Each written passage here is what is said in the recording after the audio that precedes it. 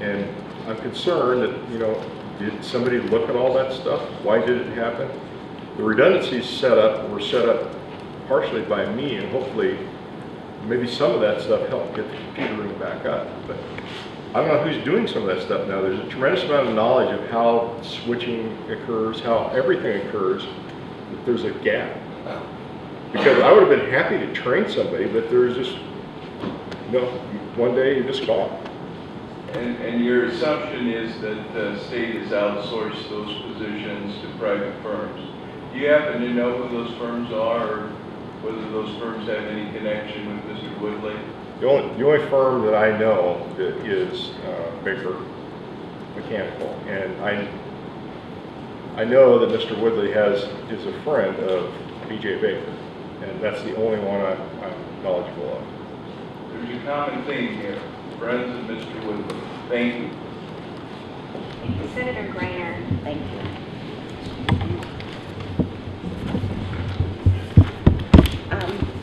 I want to go back to the confidentiality clauses that I believe, Tony, did you have one and Carol had one? Okay, so I think we all understand that confidentiality clauses in severance packages are fairly common in the private sector. Maybe not so much, or we're learning it may be more prevalent. Senator, you need to speak in your mic. I'm sorry, I can't look at them and talk at the same time. I'm sorry. This, I won't go.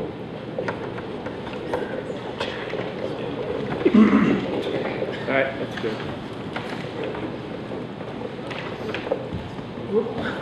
Rattlesnake down there. He knows how to do it. let me start over if I could, and I apologize.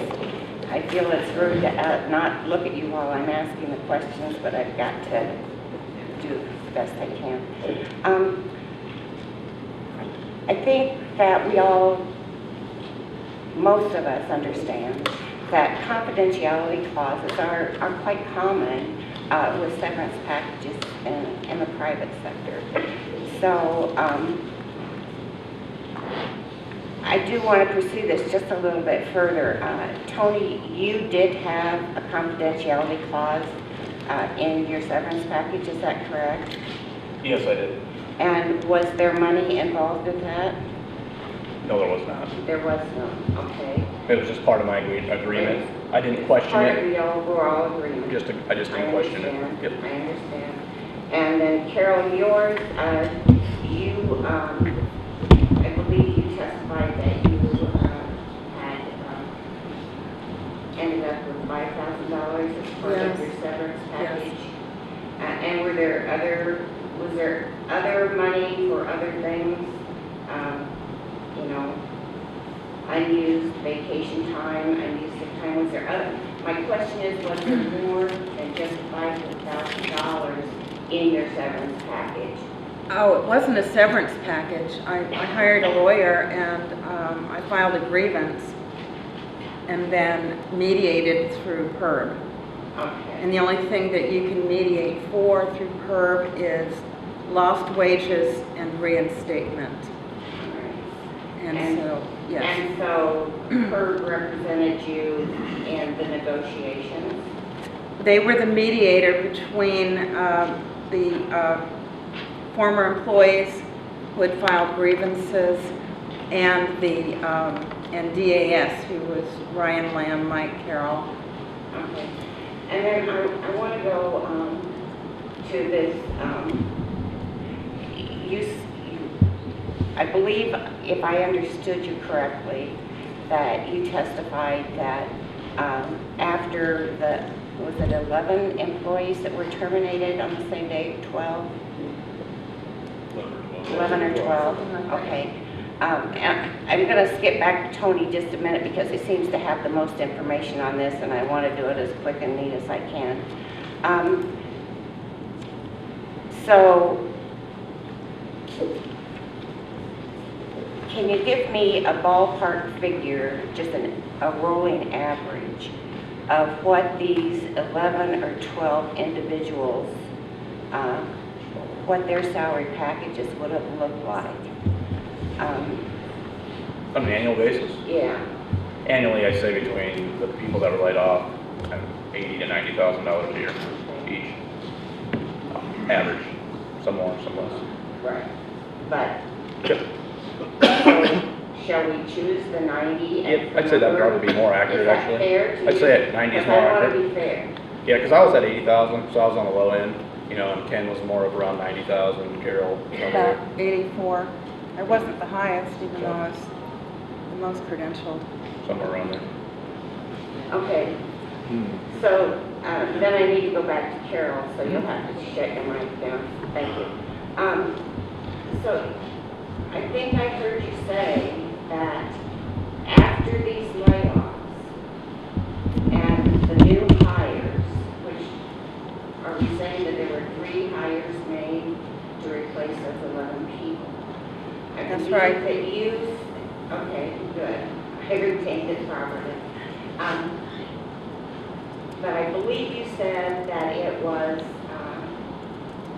it cost the state more dollars, and they didn't spend money. And I was wondering if you can explain that. Why did it cost the state more Yeah, to run the projects? Or, for those employees, because. if oh, why did they get paid more? If what Tony has told us is accurate, and we're all gonna assume it is for matters of discussion, and each one of those 11 employees was paid $90,000 a year. No, it's And about like 80 to 85, there might have been an 80s. I think the top of our bracket was 87, maybe, Okay, something like that. okay, so if 11 employees were paid 87, but you understand where I'm going here, surely. I can answer. If they were replaced by 3 individuals,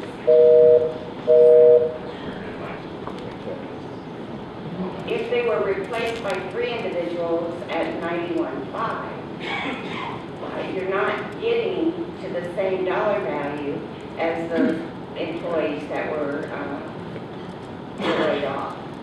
So my question to you then, Carol, is because you did testify that it ended up costing the state more money, is how? How did it cost the state more money?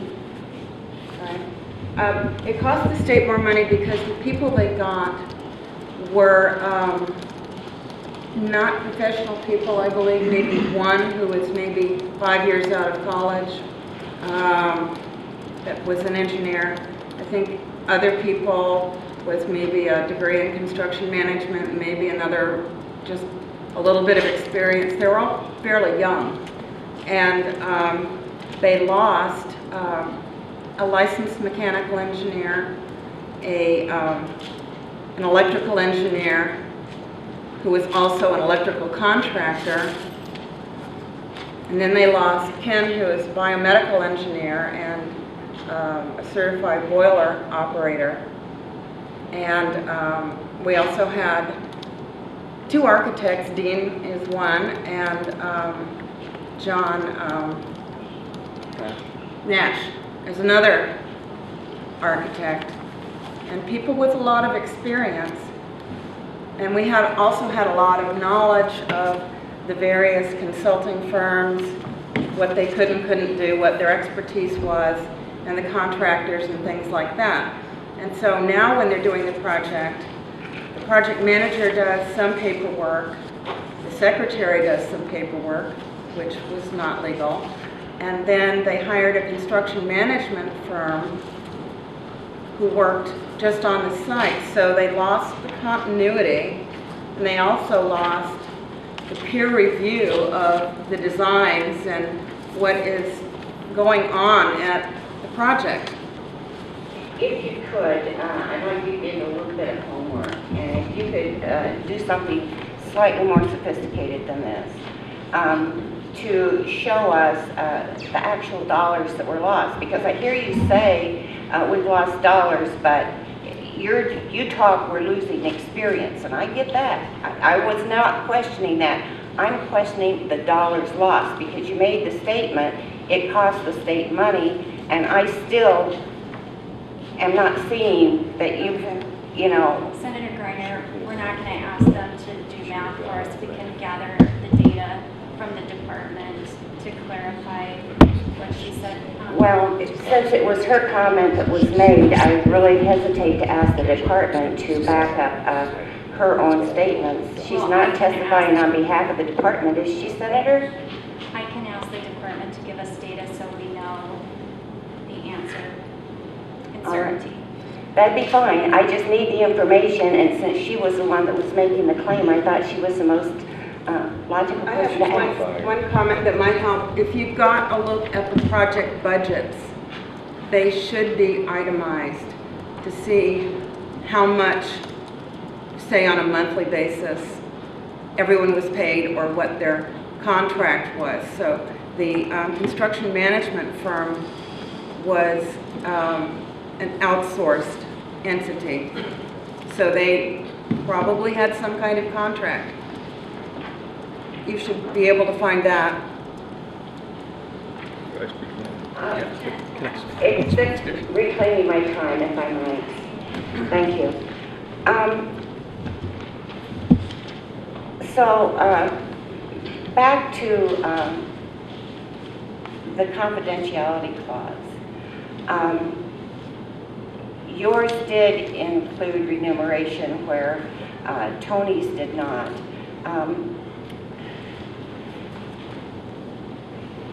You're wondering why?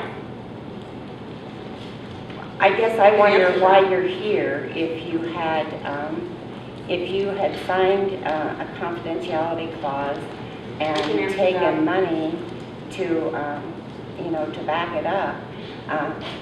Okay. I understand that the government, that the attorneys have said that these clauses really are probably not enforceable. But I guess if they aren't enforceable,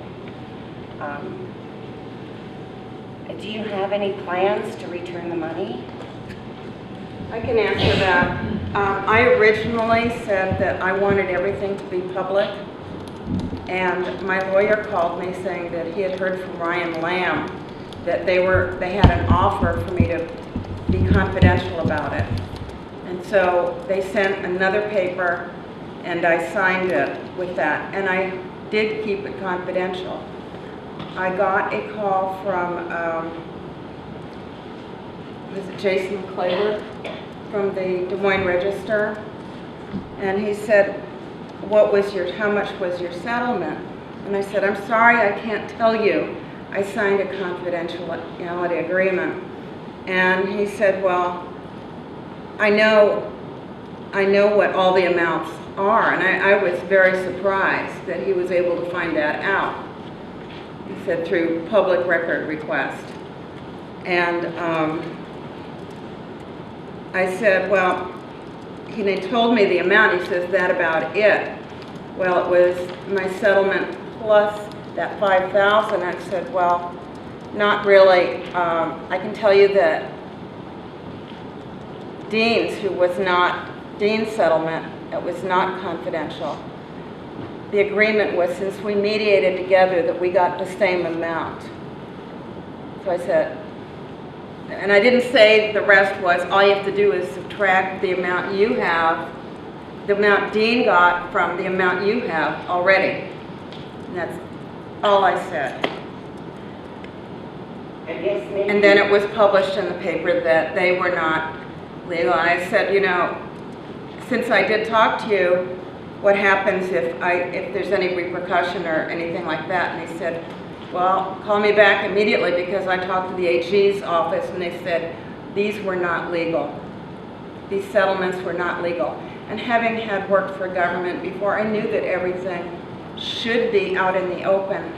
But this group at DAS was all about secrecy, everything they did, because they knew they were breaking the law over and over and over again.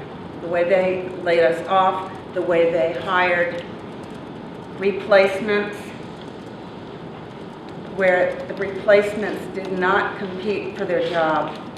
They probably never even looked at their credentials, if they even had any. Okay, so I guess I need to ask my question again, because